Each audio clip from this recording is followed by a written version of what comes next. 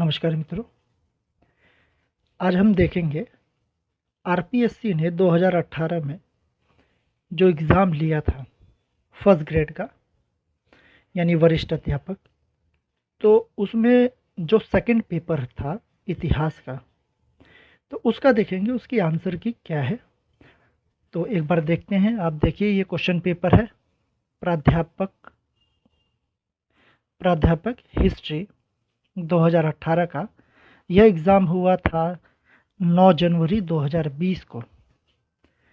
और आपको पता ही है कि जो सेकंड पेपर जो होता है आपका, यानी आपका अपने विषय का, तो उसमें कुल मिलाकर के 150 आपके प्रश्न आते हैं। हर प्रश्न 2 नंबर का होता है और इसमें नेगेटिव मार्किंग भी होती है और समय आपको 3 घंटे का दिया जाता है, जो काफ़ी ठीक-ठाक समय है। तो इसकी जो फाइनल आंसर की है वो कब जारी किया गया था? तो वो जारी किया गया था नेक्स्ट ईयर 7 जनवरी 2021 को। तो वो जो फाइनल आंसर की है जिसके आधार पर रिज़ल्ट तैयार किया गया था, तो वो आंसर की हम इसमें देखेंगे। क्योंकि 150 प्रश्न हैं तो लंबी वीडियो बन सकती है, इस वजह से मैं इसको 2 भाग में बनाऊंगा। पहले 75 प्रश्न देखेंगे, फिर अगला जो पार्ट होगा वीडियो का उसमें हम बाकी के 75 प्रश्न देखेंगे। इस प्रकार से पूरे 150 प्रश्न हम देखेंगे। तो चलिए शुरू करते हैं। तो ये है आपका पहला प्रश्न। ध्यान ये रखना है कि हमें इस प्रश्नों को ठीक तरीके से पढ़ना है। तो पहला प्रश्न है कि निम्नलिखित में से कौन सा भक्ति संत कृष्ण का उपासक नहीं था? तो इसका जो आंसर है वो है आंसर की के हिसाब से आपका चौथा ऑप्शन यानी रामानंद। अगला प्रश्न देखते हैं। निम्नलिखित में से कौन एक अलवर संत है? यहाँ पर आप ध्यान देंगे, यहाँ नहीं था पहले प्रश्न में, दूसरे में है। तो दूसरे का जो आंसर है वो है सेकंड यानी अंदाल। तीसरा देख लेते हैं। निम्नलिखित को सुमेलित कीजिए। इसका जो आंसर है प्रश्न 3 का वो है चौथा, यानी कि आपका जो ए है वो है क्या? तीसरा, शेख निजामुद्दीन औलिया चिश्ती संप्रदाय से थे। उसके बाद है बी है बहाउद्दीन जकारिया, ये सोहरावर्दी से है। और सी है मियाँ मीर कादरी से। और अहमद सरहिंदी किससे हैं? तो है नक्शबंदी से। तो ये आपका तीसरा प्रश्न है। चौथा प्रश्न है, निम्नलिखित यूरोपीय व्यापारिक कंपनियों के भारत में आगमन का सही कालक्रम। ये प्रश्न लगभग ज़्यादातर एग्ज़ाम में पूछा ही जाता है। तो इसका जो चौथे का जो आंसर है वो है आपका पहला, यानी पुर्तगाली पहले आए, फिर डच, फिर अंग्रेज और अंत में आपके फ्रांसीसी। पांचवा प्रश्न है, भारत में निम्नलिखित में से कौन सी डच बस्ती नहीं थी? इनमें से डच बस्ती कौन सी नहीं थी? तो वो है माहे, ये डच बस्ती नहीं थी। छठा प्रश्न देखते हैं, नीचे ही है। फ्रांसीसियों द्वारा मद्रास अंग्रेजों को वापस लौटाया गया, तो कौन सी संधि के द्वारा ये लौटाया गया है? तो ये है आपकी पहला एक्स ला शेफील्ड संधि 1748 में जो हुई उसके द्वारा। सातवां प्रश्न है आपका, ब्रिटिश ईस्ट इंडिया कंपनी के बारे में निम्नलिखित में से कौन सा कथन असत्य है? तो देख लेते हैं। ये इसका जो आंसर है वो मैं पहले ही बता देता हूँ आपको, वो है इसका चौथा, पुर्तगाली बेड़ा टॉमस रो के नेतृत्व में हराया गया था। तो यह कथन क्या है? ये असत्य है। बाकी आप पढ़ लीजिएगा, पहला, दूसरा, तीसरा ये सत्य है कथन। आठवां देख लेते हैं एक बार। बसीन की संधि कौन से आंग्ल मराठा युद्ध से संबंधित है? तो आठवें का आंसर है आपका द्वितीय आंग्ल मराठा युद्ध। ये भी कई बार आ चुका है प्रश्न। नौवा है आपका 1799 में टीपू सुल्तान जो है उसकी मृत्यु के बाद मैसूर की गद्दी पर वेलेजिली ने किसे बैठाया? तो ये बैठाया था इन्होंने कृष्ण राज को। 10वां प्रश्न देखते हैं। बंगाल में द्वैध यानी दोहरा जो शासन है किसने समाप्त किया था? तो ये किया था वॉरेन हेस्टिंग ने। आसान प्रश्न है ये। 11वां प्रश्न आ जाता है शिवाजी के बारे में। शिवाजी की मुगलों के साथ प्रथम मुठभेड़ 1657 में हुई थी। उस समय दक्षिणी मुगल साम्राज्य का गवर्नर कौन था उस समय पर? तो इसका आंसर है क्या? तो वो है औरंगजेब। अगला है देखते हैं। मूल संविधान में थे, तो इसका क्या थे? कितने अनुच्छेद और कितनी अनुसूचियां थी? तो आसान प्रश्न है ये भी। तो इसका आंसर है आपका दूसरा, 395 अनुच्छेद और 8 अनुसूचियां हैं। अभी कितनी हैं? तो 12 अनुसूचियां हैं। तो 13वां प्रश्न है कि भारतीय संविधान के 19वें अनुच्छेद में मूलतः कितनी स्वतंत्रताएं सम्मिलित थी? तो मूल रूप से इसमें कितनी थी? तो वो थी 7, और अभी कितनी है? वो है 6। तो संपत्ति का अधिकार यहाँ से हटा दिया गया था, तो अब कितनी है?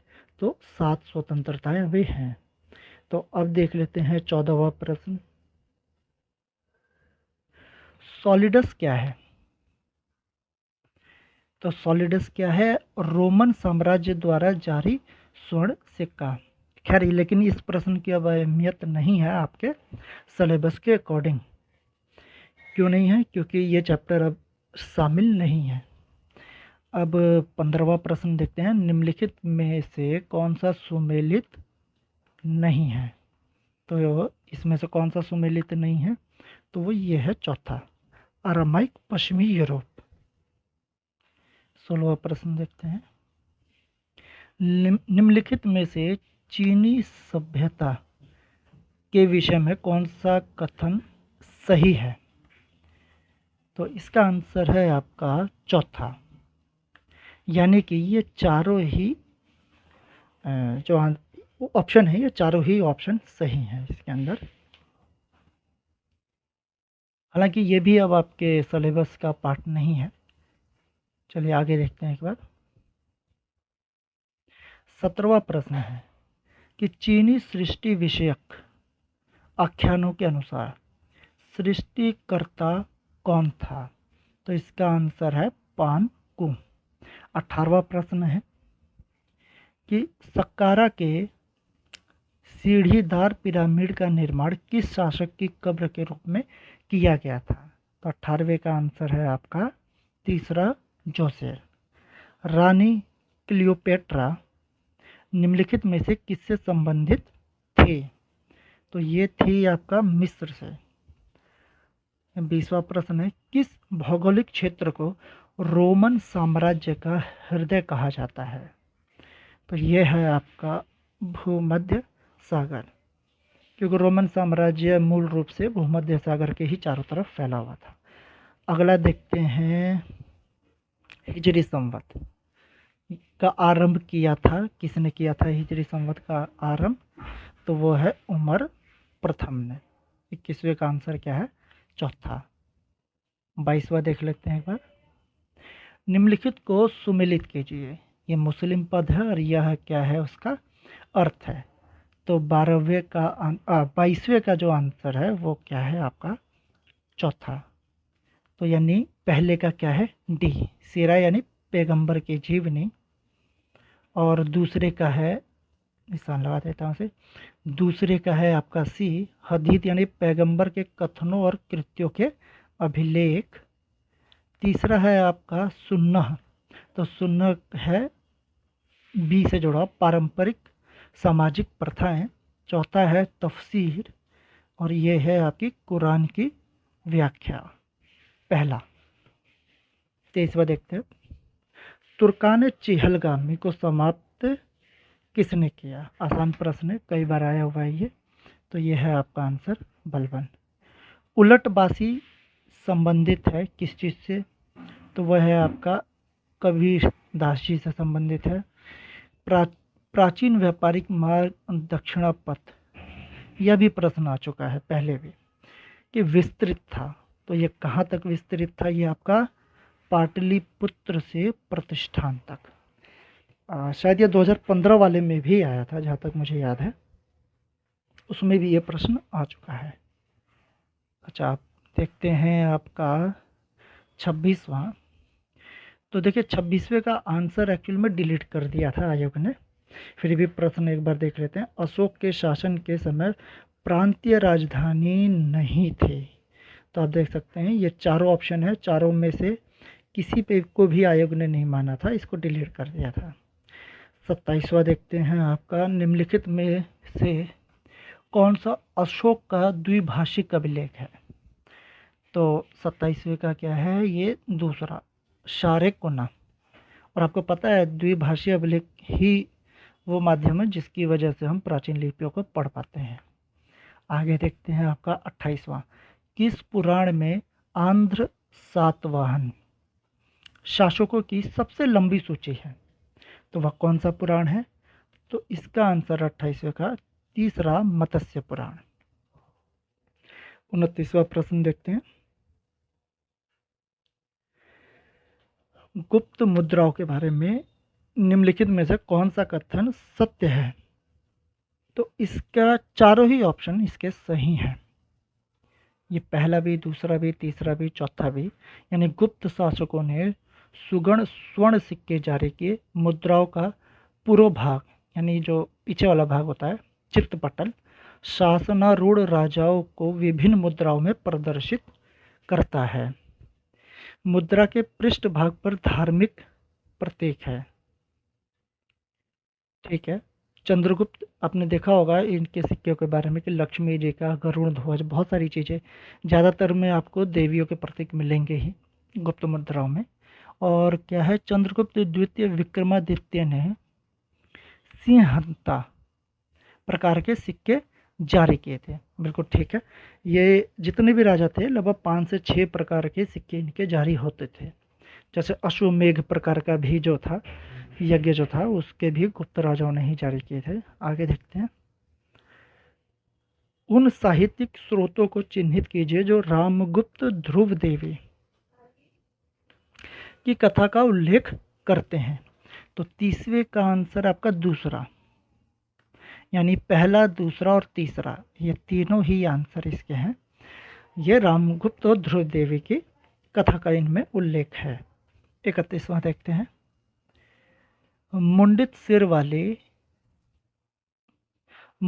वाले गुप्तकालीन बुद्ध मूर्ति प्राप्त हुई है कहाँ से? तो वो हुई है आपका मानकुंवर, प्रयागराज से। आगे है आपका कि निम्नलिखित में से कौन सा नाटक, ये जो नाटक है वो भास्कृत है? अब भास्कृत नहीं है, इनमें से कौन सा है जो भास्कृत नहीं है? तो 32वें का है आपका तीसरा आंसर, यानी रत्नमाला, यह भास्कृत नहीं है। 33वां है, गुप्त काल में पूर्वी भारत से होने वाले सामुद्रिक व्यापार सबसे बड़ा केंद्र कौन सा था? तो 33वें का आंसर क्या है आपका? वो है दूसरा, ताम्र लिप्ति। ये बंगाल में है ताम्र लिप्ति, और कई बार आपको सुनने को मिलेगा इसको जब आप गुप्त काल के बारे में पढ़ेंगे। निम्नलिखित केंद्रों में से कौन सा शुंग कला का केंद्र नहीं था? ध्यान रखना, ये नहीं था, ये शब्दों पे हमें फोकस करना है, ठीक है, नहीं तो आंसर देते समय गलती हो सकती है। तो आपका जो 34वां है, 34वें का आंसर है आपका पहला, तो शुंग कला का केंद्र नहीं था, वो है वल्लभी।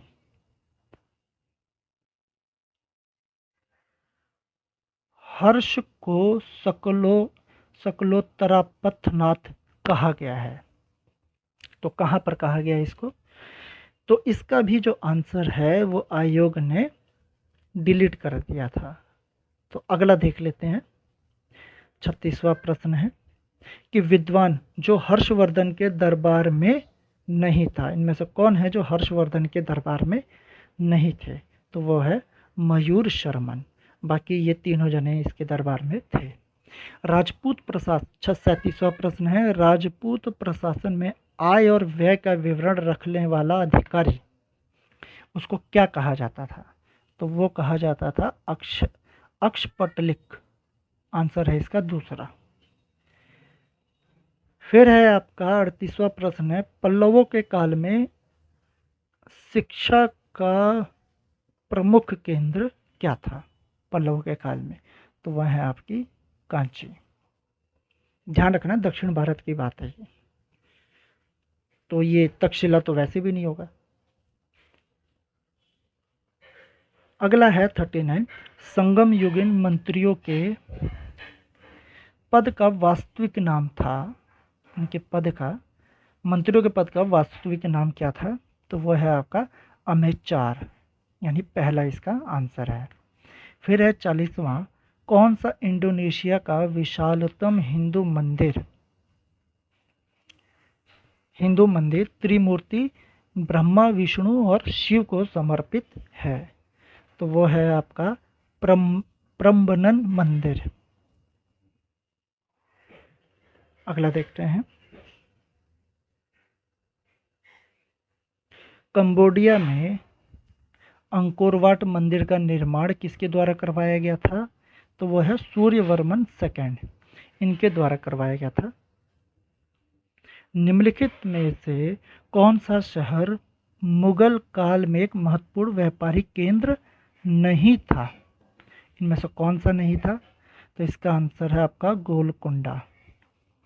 गोलकुंडा थोड़ा दक्षिण भारत की तरफ है ही, और पूरी तरह से तो इसको वैसे भी अपने कंट्रोल में नहीं रख पाए थे। बाद में जाकर के जो औरंगजेब है उसने कंट्रोल में किया था।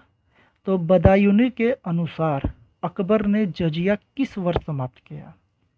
तो बदायूनी के अनुसार अकबर ने जजिया किस वर्ष समाप्त किया था? तो 43 का है आपका पहला, 1579। मुगल कालीन चित्रकला जो शिकार के चित्र बनाने में निपुण था। ये प्रश्न जरूर आएंगे इस बार भी, इसी प्रकार के प्रश्न। जैसे कि एक प्रश्न ऐसे ही आ जाता है कि मानव की आकृति या पोर्ट्रेट कह सकते हैं, उसकी शुरुआत किसके काल में हुई, या कौन प्रमुख चित्रकार था। इस प्रकार के प्रश्न इसमें आते हैं। तो अब देखते हैं इसका आंसर। 44वें का आंसर है आपका मनोहर। शिकार के चित्र बनाने में निपुण थे मुगलकालीन चित्रकार। निम्न में से किस इमारत में पीटर ड्यूरा का एनसीईआरटी से पूछा है प्रथम बार प्रयोग किया गया था? इनमें से कौन है? तो इसका आंसर है तीसरा, एतमातुद्दौला का मकबरा। यहाँ पीटर ड्यूरा का प्रथम बार प्रयोग किया गया था। तो एनसीईआरटी से उठाया गया प्रश्न। 46वां देख लेते हैं, निम्न में से कौन सा युग्म सुमेलित नहीं है? तो 46वें का है आपका ये अकबर और थॉमस रॉ, ये सुमेलित नहीं है, बाकी ठीक है। 47वां देखते हैं, तो ये सूची 1 में विद्रोह है और सूची 2 में क्या है आपका स्थान, इसको सुमेलित करना है।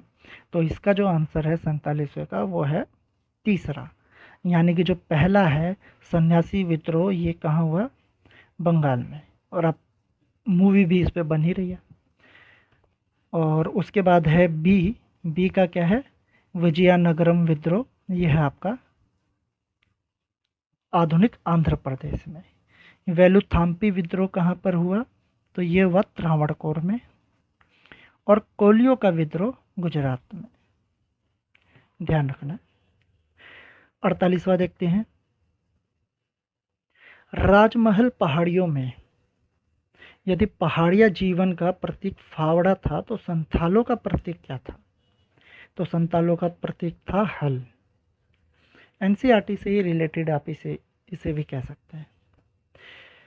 1857 की जो क्रांति का महत्वपूर्ण परिवर्तन क्या रहा 1857 की क्रांति में?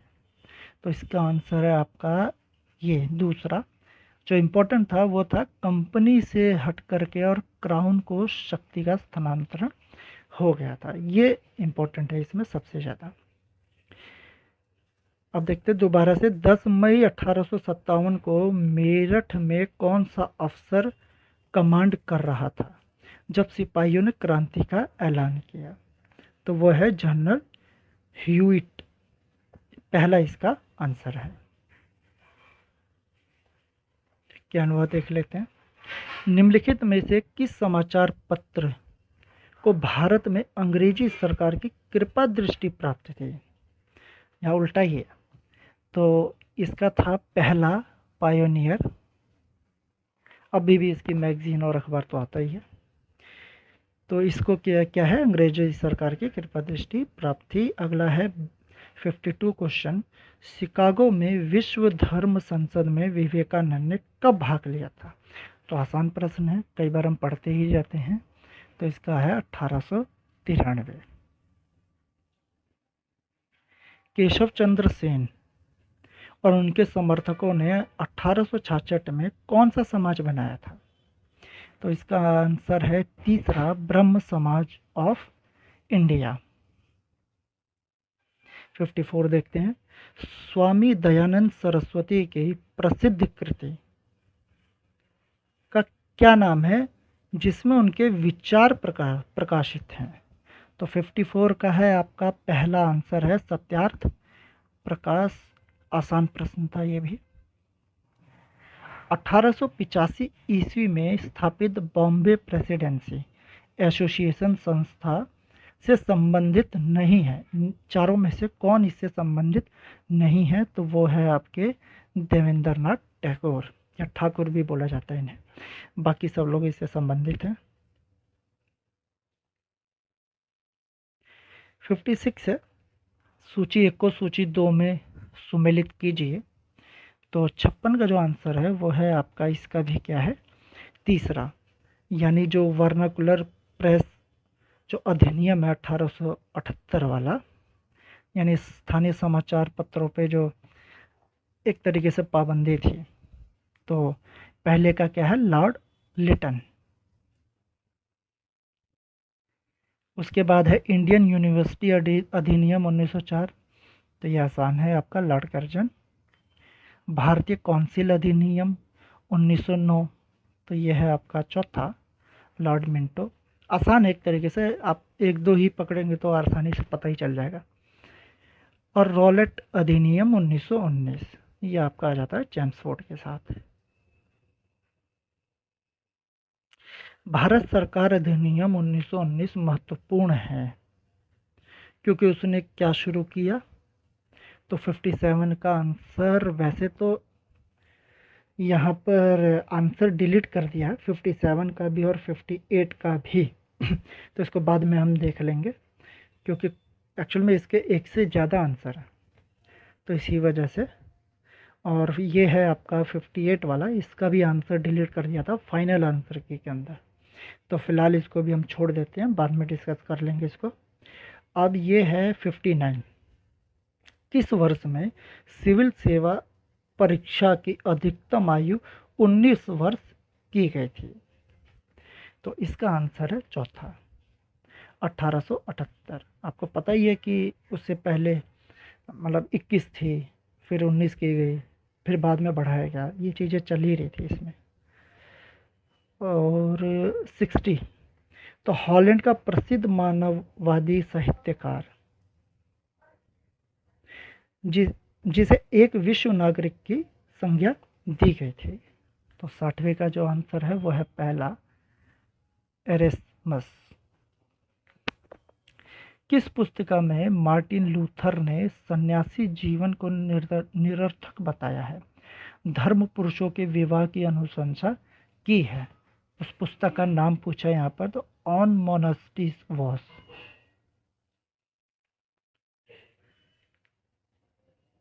62 देखते हैं। सेप्टेम्बर टेस्टामेंट के नाम से क्या जाना जाता है? तो इसका है आपका दूसरा, लूथर द्वारा किया गया बाइबल का जर्मन में अनुवाद। 63वां देखते हैं। अंग्रेज सैनिकों और उपनिवेशकों के मध्य कौन सा युद्ध 17 जून 1775 को लड़ा गया था? तो 63 का आंसर है आपका ये बंकर हिल का युद्ध। 64वां देखते हैं। 18वीं शताब्दी में अमेरिका के अंग्रेजी उपनिवेश शासित थे। तो इसका आंसर है आपका दूसरा, ब्रिटेन द्वारा प्रत्यक्ष यानी सीधा शासन। अगला देखते हैं। और इन्हीं बातों को लेकर के जब आप पढ़ेंगे अमेरिका का इतिहास, तो इन्हीं बातों को लेकर के कुछ एक जो टैक्सेस थे, तो इनको लेकर के ही वो क्रांति हुई थी। अमेरिकी स्वतंत्रता संग्राम के दौरान प्रथम महाद्वीपीय कांग्रेस का आयोजन किया गया था। इम्पोर्टेंट क्वेश्चन है और काफ़ी कॉमन प्रश्न है ये, और इसका आंसर है फिलाडेल्फिया, पहला इसका आंसर है। 66वां प्रश्न है, फ्रांस के किस वित्तीय प्रबंधक ने अपनी आर्थिक कार्यक्रम की घोषणा की? न दिवालियापन, न करों में वृद्धि, न अधिक ऋण। तो इसका आंसर है आपका पहला, तुर्गो।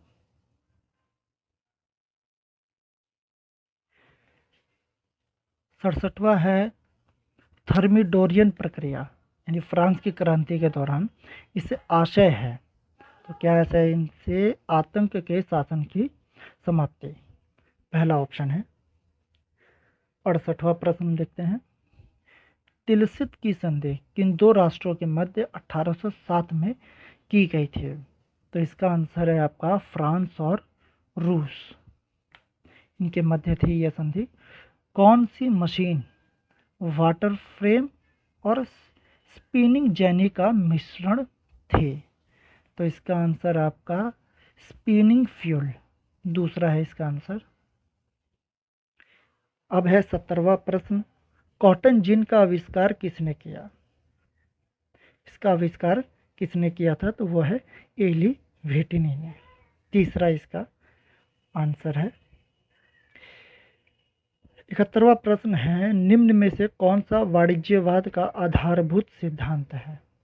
तो 71वें का आंसर है चौथा, देश को स्वर्ण एवं रजत की आपूर्ति को बढ़ाने के लिए व्यापार का संतुलन अनुकूल बनाए रखना चाहिए।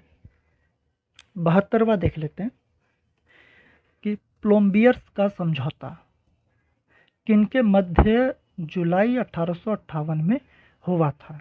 तो ये हुआ था, इसका पहला आंसर है कैवूर और नेपोलियन थर्ड, इन दोनों के बीच में हुआ। 73वां प्रश्न है आपका, राजनीतिक एकीकरण से पूर्व जर्मनी के आर्थिक एकीकरण में किस व्यवस्था ने योगदान दिया? तो 73वें का है आपका दूसरा, जॉल्वरिन, ये इसका आंसर है। 74वां प्रश्न है आपका कि जर्मनी के एकीकरण में ऑस्ट्रिया और पर्सिया के मध्य निर्णायक युद्ध कहाँ लड़ा गया था? तो इसका आंसर क्या है? वह है दूसरा, सेडोवा में लड़ा गया था। और ये 75वां प्रश्न है कि अमेरिका ने प्रथम विश्व युद्ध में कब भाग लिया था? प्रथम विश्व युद्ध में, तो इसका आंसर है आपका सबसे अंत में, यानी कि चौथा प्रश्न है और चौथा ऑप्शन है इसका 1917 में। तो ये आपके 75 प्रश्न हैं। अगली वीडियो में मैं बाकी के जो 75 प्रश्न हैं उसका आंसर ऑफिशियल आंसर के हिसाब से आपको दूंगा। धन्यवाद।